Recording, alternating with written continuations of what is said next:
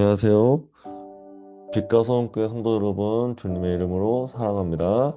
11월 묵상학교는 에스라, 느헤미야, 학계 어떻게 묵상할 것인가를 같이 살펴보도록 하겠습니다. 우리가 더욱더 말씀 안에서 주님과 동행하면서 깊어지는 그런 11월 되기를 간절히 바랍니다. 우리는 10월 달까지 역대하 말씀을 함께 묵상하였습니다. 그 역대하 이후의 이야기인 에스라, 느헤미야, 그리고 에스라, 느헤미야 사이에 있는 학계서를 함께 살펴보도록 하겠습니다.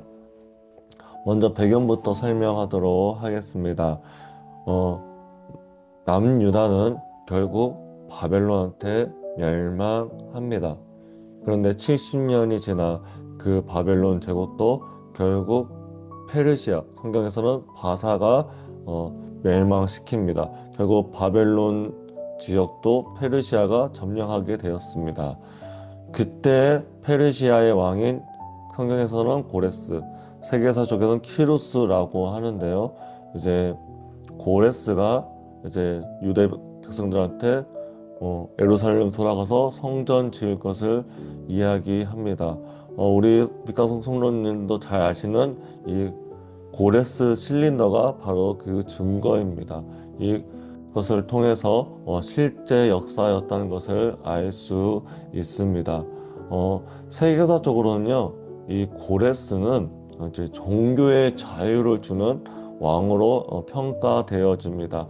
고대 시대에서는 지배하는 국가가 피지배당하는 국가한테 자신의 신을 따를 것을 이야기하지만 이 페르시아는 그러지 아니하고 그 민족의 종교를 인정하는 것을 알 수 있습니다. 그래서 그렇게 종교의 자유를 주고 그냥 그 지배권 아래 두었던 것이 페르시아의 그런 정책이었습니다.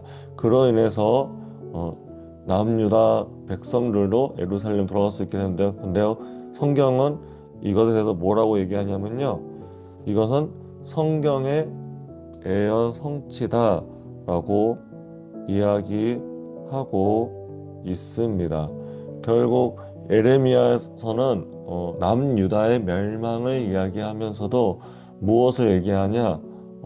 다시 회복할 것, 70년 만에 돌아올 것에 대해서 이야기하였습니다. 이 70년을 어떻게 해석하냐는 총 두 가지로 볼 수 있습니다. 첫 번째는요, 이전 1차 포로와 1차 귀환 시기를 70년이기 때문에 이렇게 계산하기도 하고요.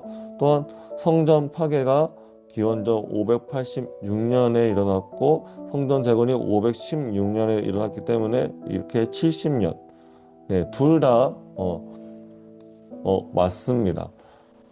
이것 통해서 이야기하고 싶은 것은 하나님께서는 유다 백성들한테 약속하시고 그 약속을 성취하신다라는 것을 우리는 성경을 통해서 잘 알 수 있습니다. 그래서 이제 배경에 대해서 총 세 차례 기한이 있었다는 것을 우리는 알 수 있습니다.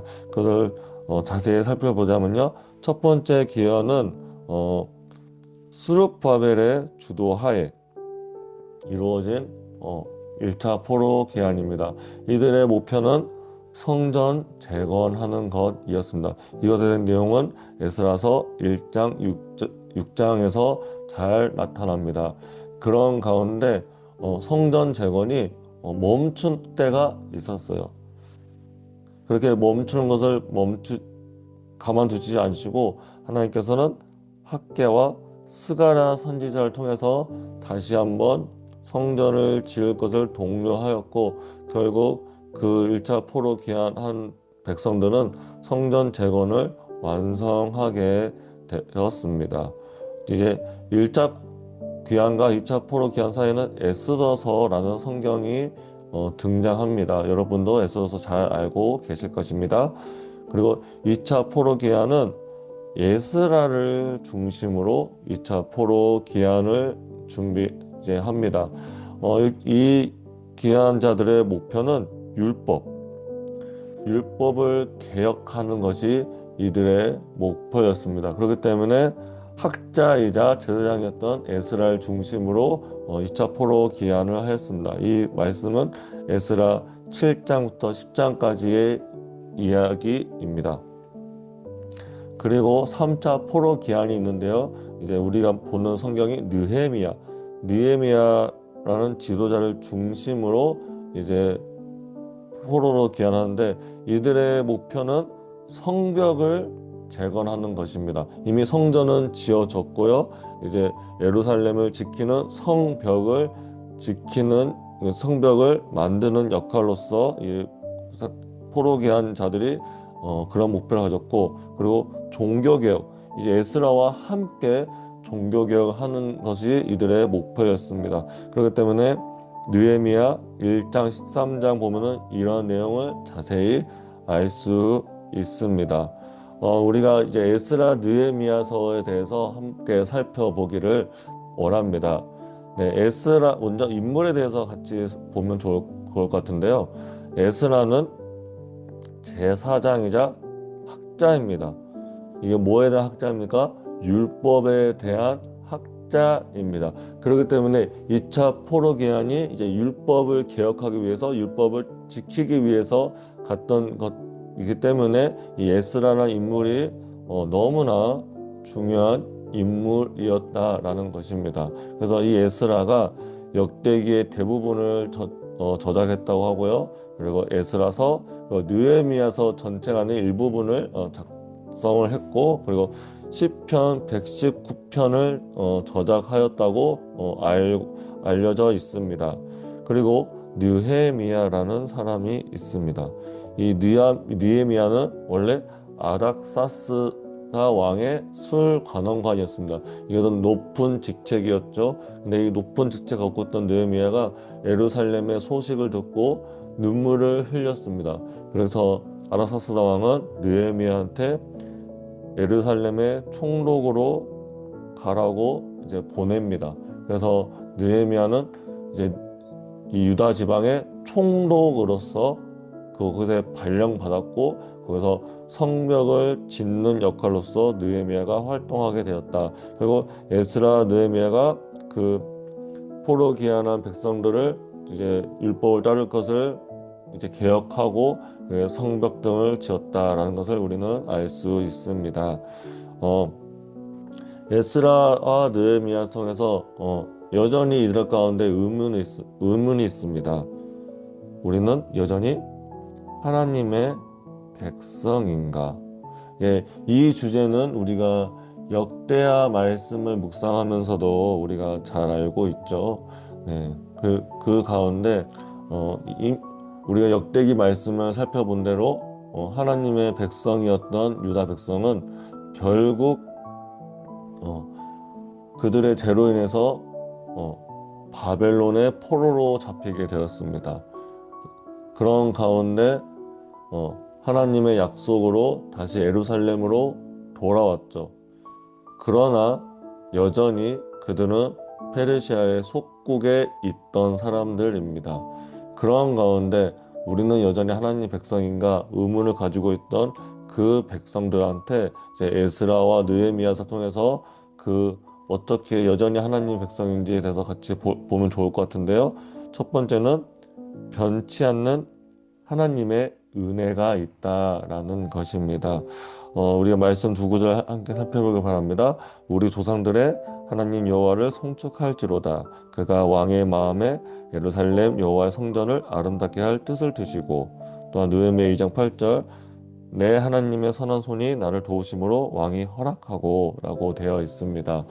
네, 이 포로 기한하고 성전을 짓고 성벽을 짓는 것이 모두가 다 하나님이 하신 것, 그리고 하나님의 선한 선이 있었기 때문에 그 일을 했다라는 것을 이 에스라서와 느헤미야서에서 계속적으로 강조하고 있습니다. 이 포로 기한이 마치 제2의 출애굽과도 매우 흡사한 것 같습니다. 이제 바벨론을 떠날 때도 이게 선물을 이제 받습니다. 그런 것들을 받으면서 돌아가게 되고요. 그리고 이제 성전 재건을 위해서 자발적으로 헌물을 모으는 일, 성막을 짓기 위해서 이 출애굽한 백성들이 자신들의 것을 모으는 것, 그리고 성전 재건 후 6월절과 초막절기를 지키는 것, 이것들이 마치 출애굽과 같은데요. 이런 출애굽과 성전 재건이 무엇을 뜻하냐? 모두가 다 하나님의 주권이었다. 그들이 무엇을 한 것이 아니라 하나님께서 전적으로 하신 일이었다라는 것을 이제 출애굽과 매우 유사하다라고 성경을 이제 암시 묘사하고 있습니다. 그리고 여전히 하나님 백성인가에 대한 두 번째는 이제 백성들의 책임이 있다는 것입니다. 그 책임이 무엇입니까? 예배와 율법. 네. 이제 성전 재건으로 끝나는 것이 아닙니다. 이제 지속적인 개혁을 하는 것을 에스라와 느헤미야서 통해서 이야기하는데요. 이 개혁이 무엇을 뜻하냐? 율법을 따르는 것이 개혁입니다. 그래서 우리는 하나님의 말씀대로 살아가는 것, 우리는 그런 말씀대로 순종하는 그런 성도로서 살아가야 하는데요. 이제 이 에스라 느헤미야서 통해서 이스라엘 백성들한테 질문한 것은 두 가지였습니다. 첫 번째는 올바로 예배를 드리고 있는가? 그리고 두 번째로 올바로 율법을 지키고 있는가? 라는 것이 에스라와 느헤미야서 통해서 이야기하고 있습니다. 그렇다면은 이것이 오늘 살아가는 우리에게도 바뀌죠. 나는 올바로 예배를 드리고 있는가? 나는 올바로 말씀을 지키고 있는가? 라는 것을 우리는 에스라 느헤미야서 통해서 우리의 예배를 점검하시기를 바랍니다. 그리고 우리가 말씀을 지키는 삶을 살아가고 있는지 점검하였으면 좋겠습니다. 그를 통해서 에스라와 느헤미야를 통해서 우리의 예배가 더욱더 풍성해지기를 바랍니다. 그리고 우리가 말씀을 지키는 것에 더욱더 깊어지는 은혜가 있기를 간절히 바랍니다. 그리고 이제 학개서에 대해서 함께 보기를 바란데요. 1차 포로 기한 때 목표는 성전을 재건하는 것이었습니다. 근데 그 성전이 중간에 중단이 돼요. 그 내용이 에스라서 4장 24절에 나오는데요. 이들이 왜 중단하게 되냐? 먼저 예루살렘은 이미 황폐됐어요. 그러려면은 다시 그 도시를 살 수 있는 곳으로 이제 다시 한번 만들어야 하지 않겠습니까? 그러기 때문에 성전 공사보다도 자신의 삶의 터전을 만드는데 바빴습니다. 그러한 원인이 있었고요. 그리고 유다 백성이 예루살렘을 비우는 동안 그 땅에 터를 잡던 사람들이 있었습니다. 그런 사람들과 갈등이 있었는데 특히 사마리아 사람들과의 갈등이 있습니다. 이 사마리아인들은 여러분도 잘 아시다시피 이제 북이스라엘의 아시리아를 통해서 멸망합니다. 아시리아는 아수르 사람들을 북이스라엘 지역으로 보내서 그곳에서 살게 하고 결혼하게 해서 피를 섞이게 했던 그런 정책을 했는데요. 그로 인해서 이제 사마리아인들이 등장합니다. 이 사마리아인들이 이렇게 돌아온 유다 백성들과 갈등을 빚게 되었습니다. 또한 그 갈등뿐만 아니라 페르시아 고관들과도 이런 반대가 부딪혀서 결국 성전 공사가 중단되었습니다. 이러한 가운데 하나님께서는 학개와 스가랴를 세움으로써 이들은 무엇입니까? 선지자. 네, 선지자를 세움으로써 성전을 지을 것을 촉구합니다. 원래 이제 남유다가 그렇게 하나님의 선지자를 보냈는데 그들은 하나님의 선지자의 말을 듣지 않았습니다. 그렇기 때문에 그들은 멸망했죠. 이제 돌아온 포로 귀환한 백성들은 그 이야기를 아주 잘 알고 있을 것입니다. 그렇기 때문에 하나님께서 보내신 이 선지자인 학개와 이 스가랴의 말에 어, 순종하였고 다시 성전 재건을 하는 일을 하였음을 알 수 있습니다. 이렇게 성전 건축을 이제 시작하게 되는데 그때가 언제냐? 다리오 왕 제2년에 시작했다라고 합니다. 그 성전을 짓고 나서 한 달 후에 다시 한번 학계는 이제 여섯째 달 이후 일곱째 달에 이제 이스라엘 백성들을 격려하는 말씀을 전합니다. 그리고 세 달 후에는 이제 성전을 짓는 것뿐만 아니라 거룩한 삶을 살 것을 촉구합니다. 그리고 그 달에 하나님의 약속을 다시 한번 이제 재확인하는 것을 할 수 있는데요. 이렇게 왜 다시 격려하고 거룩한 삶 촉구하고 약속을 확인했을까요? 이 성전을 짓고 있는 유다 백성들한테 이러한 마음이 있었던 것 같습니다. 너희 눈에 보살 것이 없지 아니하냐. 네, 이들은 성전을 재건하면서 느꼈을 것입니다. 솔로몬의 성전과 비교해서 매우 초라하다. 이 초라하기 때문에 의욕이 사라졌을 것입니다. 그런 가운데 계속 학계는 독려하고 이렇게 다시 즐거워 촉구하는 그런 말씀을 선포했다라는 것입니다.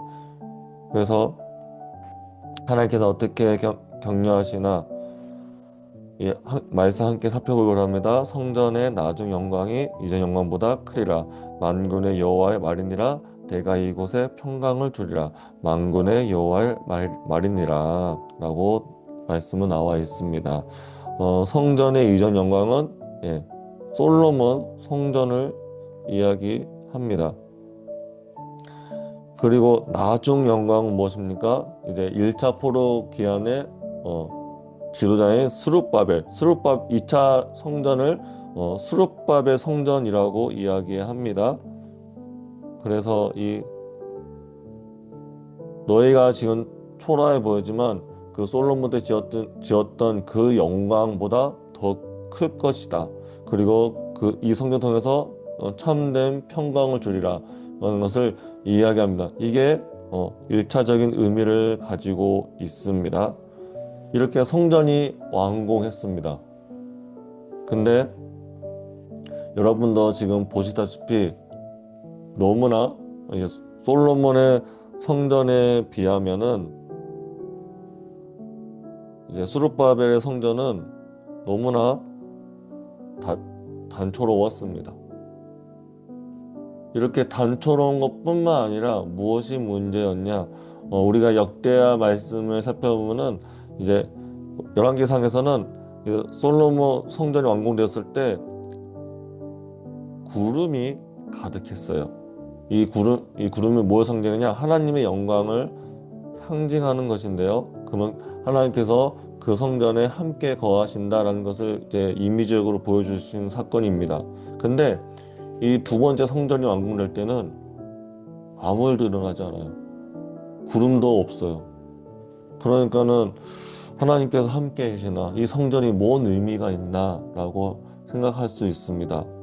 그런데요, 이 성전은 누구를 이야기하는 거냐면요, 바로 성전의 실제 되시는 예수님을 내다보고 있기 때문입니다. 말씀이 육신이 되어 우리 가운데 거하심에 우리가 그의 영광을 보니 아버지의 독생자의 영광이요 은혜와 진리가 풍성하더라.